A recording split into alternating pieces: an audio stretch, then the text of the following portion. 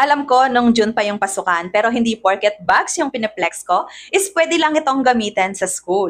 Ito kasing bag na to is pwede rin pong gamitin kapag gustong lumabas or gumala ng mga bata. Yung mga bata ngayon mahilig talagang may bitbit na bag, so ito saktong-sakto lang sa mga edad na 3 taon pataas kasi sakto lang po siya sa pinakalikuran niya at hindi po talaga siya mabibigatan or mahihirapan dito sa bag na to. Napakalambot din po nung pinakasabitan niya kasi meron na po yung foam at the same time spacious din po yung loob niya. So kung gusto nyong ipangbaon ng snacks yung anak nyo habang nasa labas ng mga pagkain or pamalit ng damit, kasyang-kasya siya.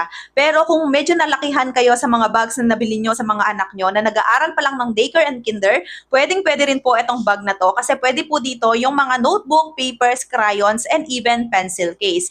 Dito nyo naman nilalagay yung mga juices or yung inumin nila. Tapos, ang nagustuhan ko pa nga po dito, yung pinaka-cute na design nila. Don't you worry kung boy yung anak nyo, available din po sila sa mga design na panglalaki. Tapos, sobrang affordable pa po nito. Yung link nito, makikita nyo sa Yellow Basket.